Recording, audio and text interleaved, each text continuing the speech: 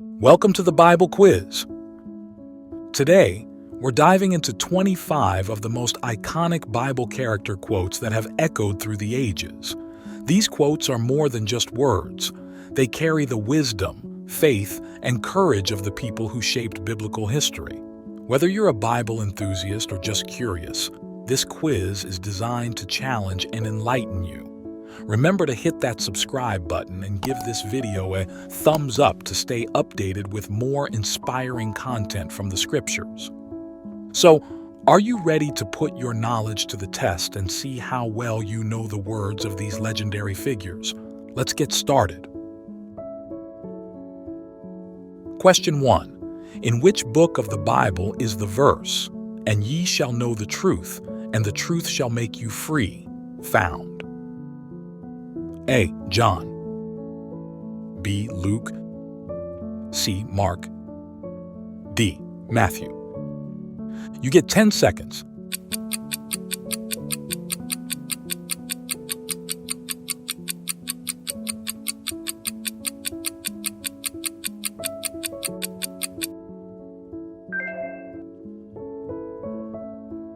That's A. John.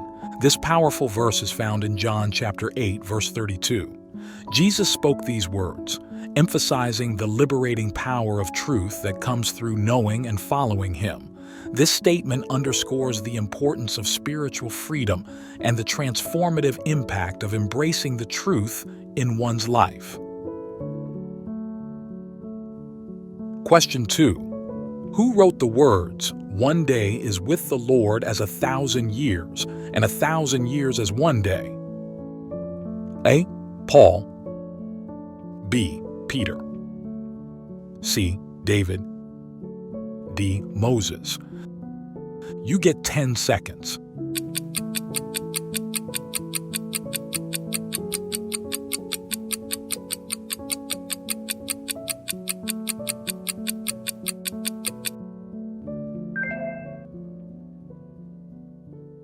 That's B. Peter.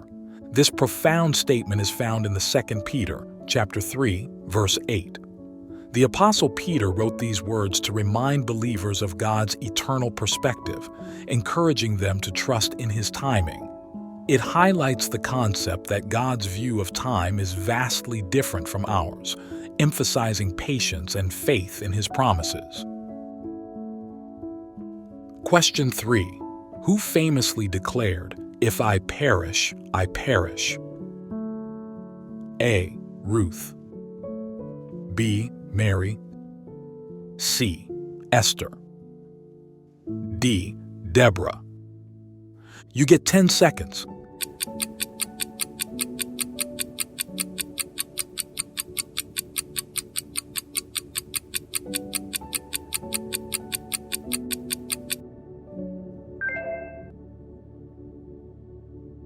That's C. Esther. These courageous words were spoken by Queen Esther in Esther, chapter 4, verse 16.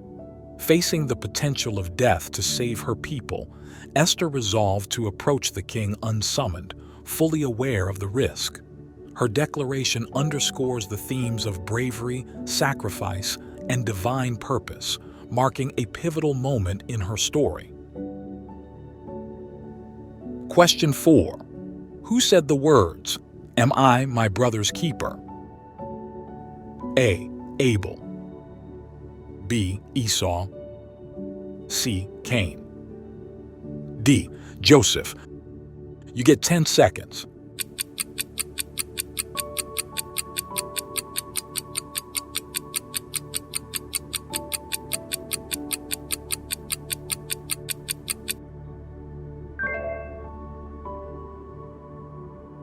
That's C. Cain. This question was asked by Cain in Genesis chapter 4, verse 9, after he had killed his brother Abel. When God inquired about Abel's whereabouts, Cain responded with this evasive and defiant question. The phrase has since become synonymous with the moral responsibility one has for the well-being of others, highlighting themes of accountability and the consequences of sin. Question 5. Who said, "There is a season and a time for every purpose under heaven"? A. Job, B. Isaiah, C. Moses, D. Solomon. You get 10 seconds.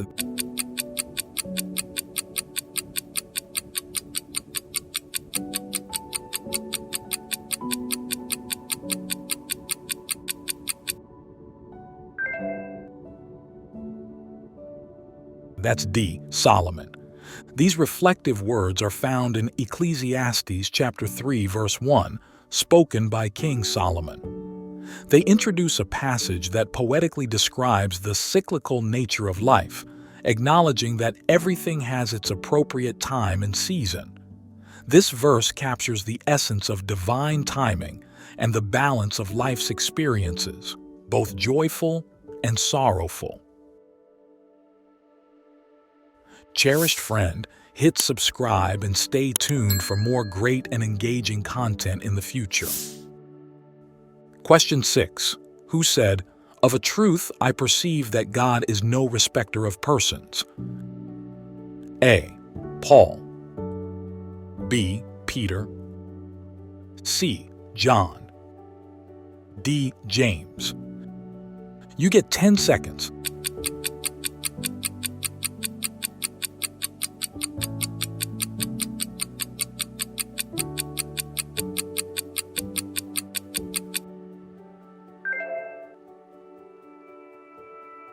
That's B. Peter. The Apostle Peter spoke these words in Acts chapter 10, verse 34, when he realized that God's salvation was available to all people, regardless of their nationality or status. This statement marked a significant shift in the early Christian church as it embraced the universality of the gospel and God's impartiality in offering grace to everyone. Question 7. Who cried the words, "Eloi, Eloi, lama sabachthani"? A. Jesus, B. Peter, C. John, D. Paul. You get 10 seconds.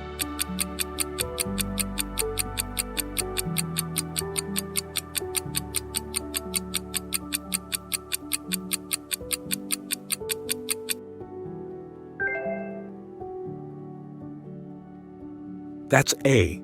Jesus. These words, meaning, my God, why have you forsaken me?" were cried by Jesus on the cross, as recorded in Matthew chapter 27, verse 46.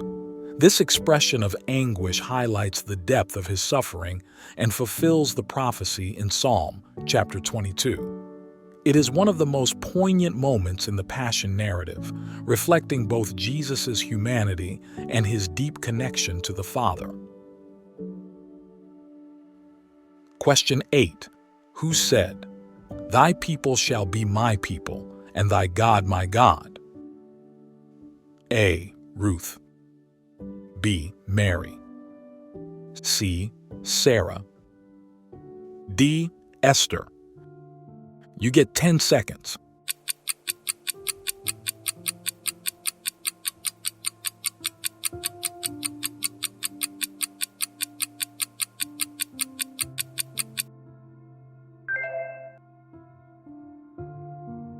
That's A. Ruth. Ruth, a Moabite widow, declared her unwavering loyalty to her mother-in-law, Naomi, and her commitment to the God of Israel. This powerful statement of faith and devotion is central to Ruth's story, symbolizing her acceptance into the Israelite and her role in God's redemptive plan. Ruth, chapter 1, verse 16. Question 9. Which prophet said, "Wonderful Counselor, the mighty God, the everlasting Father, the Prince of Peace"? A. Daniel, B.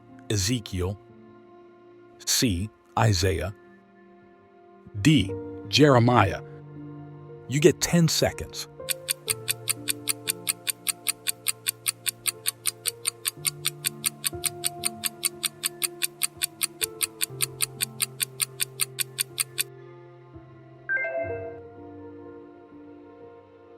That's C.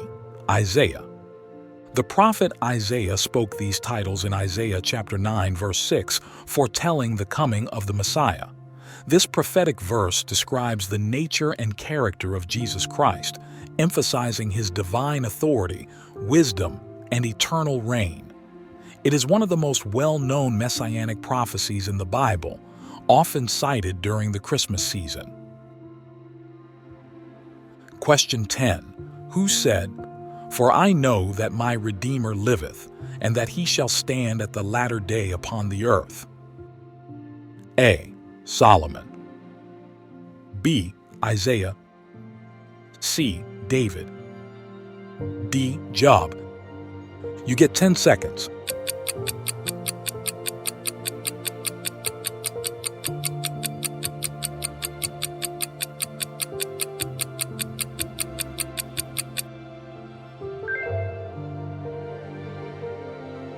That's D. Job. This profound declaration of faith was made by Job in Job chapter 19, verse 25.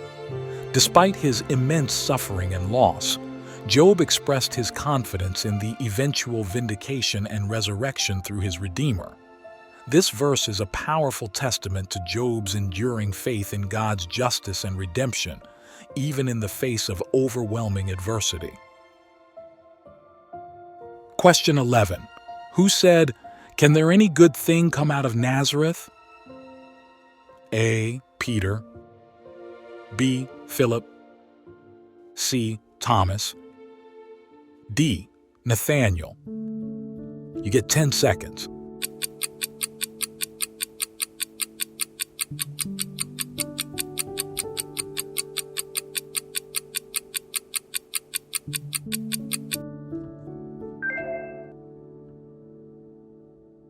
That's D. Nathaniel. Nathaniel asked this skeptical question in John chapter 1, verse 46 when he first heard about Jesus being from Nazareth. It reflects the common prejudice of the time, as Nazareth was a small and insignificant town. However, after meeting Jesus, Nathaniel's doubts were transformed into belief, illustrating how God often works through the unexpected. Question 12. Who said, "Give strong drink unto him that is ready to perish, and wine unto those that be of heavy hearts"? A. King David. B. King Lemuel's mother. C. Queen Esther. D. King Solomon. You get 10 seconds.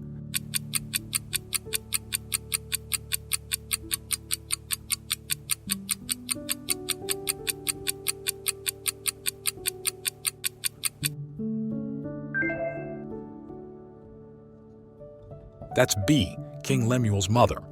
These words are found in Proverbs chapter 31, verse 6, traditionally attributed to King Lemuel's mother. She advises that strong drink and wine be given to those in great distress or facing death as a way to ease their suffering. This verse reflects ancient practices of providing comfort to those enduring extreme hardship. Question 13. Who wrote, "He that spareth his rod hateth his son"? A. David. B. Isaiah.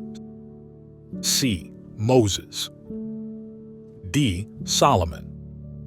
You get 10 seconds.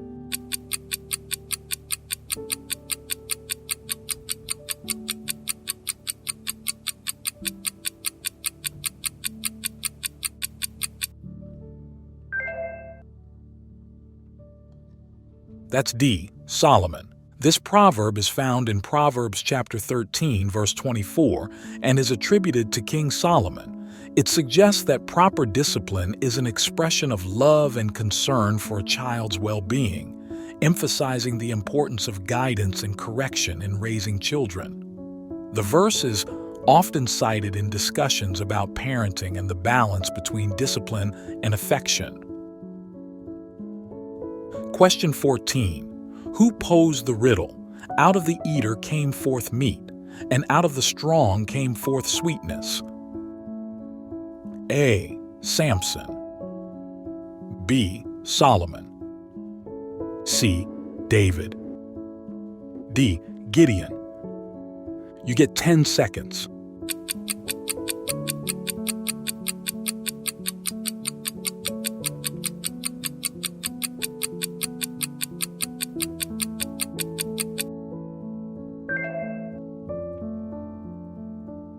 That's A. Samson. This riddle was posed by Samson in Judges chapter 14, verse 14. He used it during a feast to challenge the Philistines, referencing his experience of finding honey in the carcass of a lion he had killed.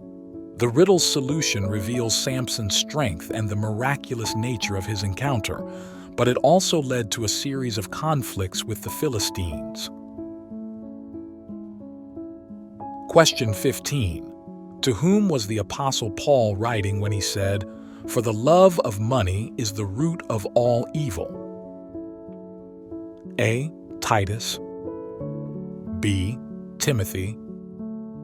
C. Philemon. D. The Corinthians. You get 10 seconds.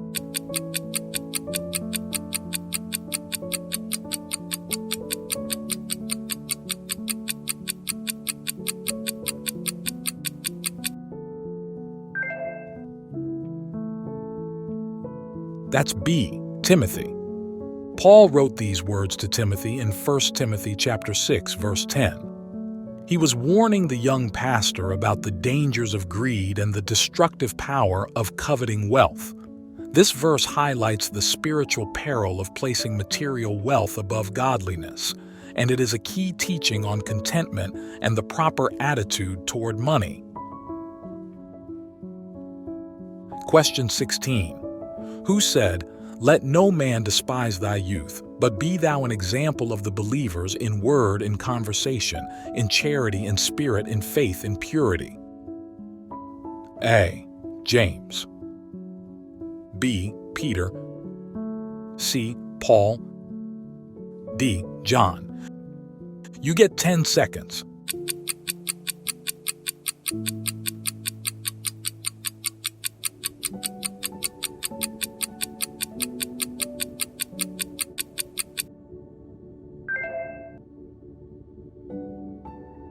That's C. Paul. Paul was encouraging the young pastor to lead by example, despite his youth, and to embody the qualities of a true believer. This verse is often cited as an inspiration for young Christians to live out their faith with confidence and integrity. 1 Timothy chapter 4, verse 12. Question 17. Who lamented, "The beauty of Israel is slain upon thy high places. How are the mighty fallen"? A. David. B. Samuel. C. Jonathan. D. Solomon. You get 10 seconds.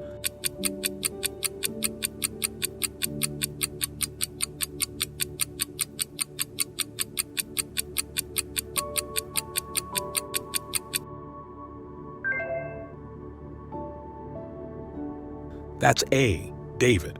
These words were spoken by David in 2 Samuel chapter 1, verse 19 as part of his lament for Saul and Jonathan. After hearing of their deaths in battle, David mourned the loss of Israel's king and his beloved friend Jonathan. This lament is a poignant expression of grief and a tribute to the fallen heroes of Israel. Question 18. Who exclaimed, "Surely the Lord is in this place, and I was not aware of it"? A. Abraham. B. Moses. C. Isaac. D. Jacob. You get 10 seconds.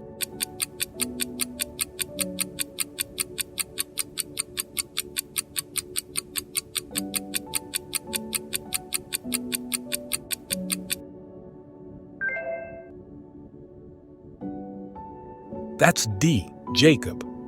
Jacob said these words in Genesis chapter 28, verse 16 after his dream of a ladder reaching to heaven, with angels ascending and descending on it.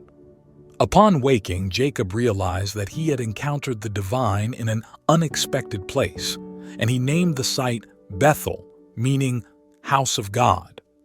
This moment marked a significant spiritual awakening in Jacob's life. Question 19. Who said, "I have fought the good fight, I have finished the race, I have kept the faith"? A. Peter. B. Paul. C. James. D. John. You get 10 seconds.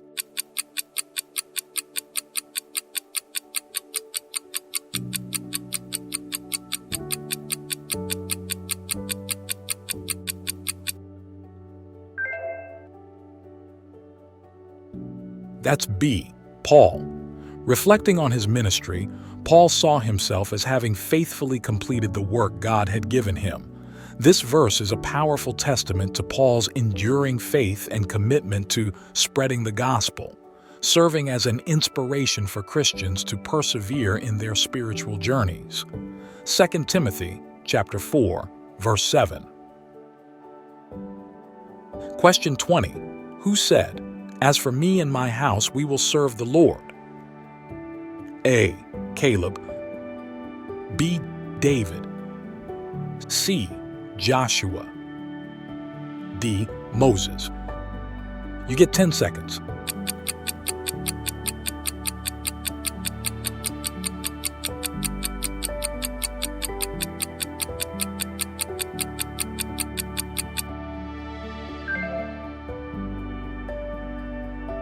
That's C.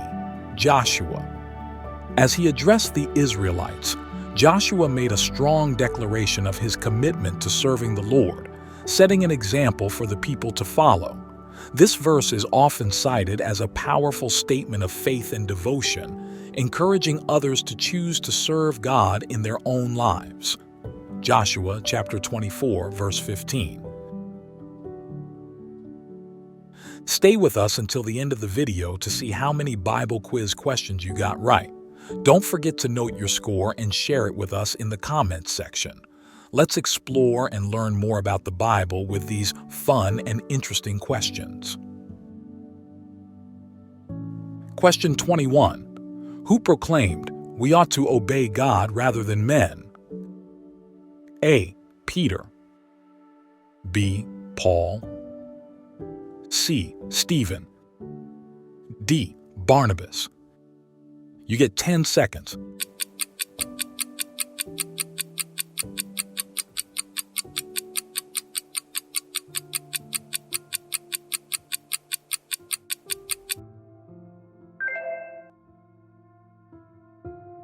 That's A. Peter.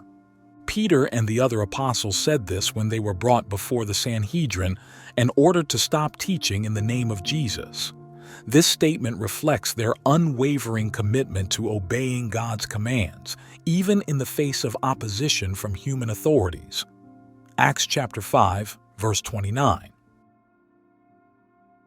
Question 22. Who said, "The Lord watch between me and thee when we are absent one from another"? A. Abraham. B. Jacob. C. Isaac. D. Laban. You get 10 seconds.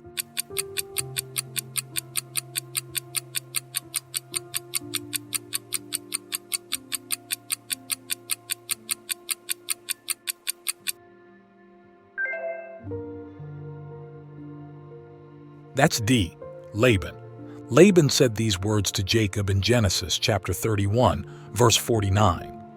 After a tense agreement between Laban and Jacob, this statement was made as a part of their covenant, calling on God to be a witness and safeguard their agreement, even when they were apart. The phrase has since been used as a prayer for God's protection when loved ones are separated. Question 23. Who stated, "You intended to harm me, but God intended it for good"? A. David. B. Joseph. C. Moses. D. Joshua. You get 10 seconds.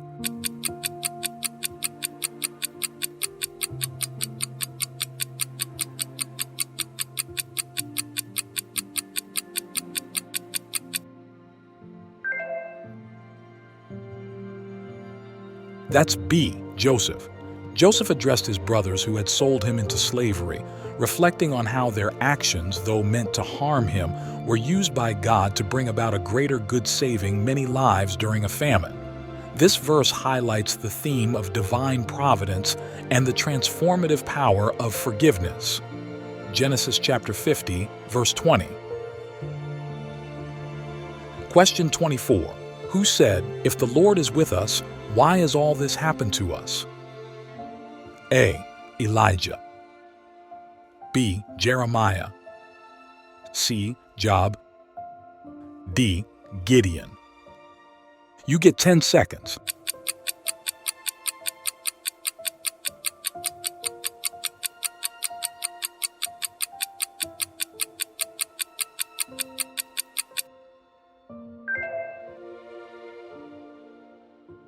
That's D. Gideon. When an angel of the Lord appeared to him, Gideon questioned why Israel was suffering under Midianite oppression if God was truly with them. This expression of doubt and frustration reveals Gideon's initial hesitance and the despair of the Israelites, setting the stage for his eventual rise as a deliverer chosen by God. Judges chapter 6, verse 13. Question 25. Who proclaimed, "Let justice roll on like a river, righteousness like a never-failing stream"? A. Joel. B. Micah. C. Amos. D. Hosea. You get 10 seconds.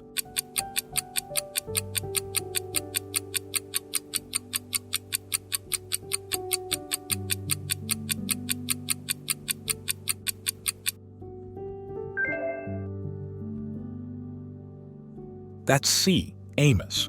Amos delivered this message as a call for true justice and righteousness, criticizing empty religious rituals that lack genuine ethical behavior. This verse has been frequently quoted in discussions on social justice, emphasizing the importance of living a life of integrity and fairness before God. Amos chapter 5, verse 24.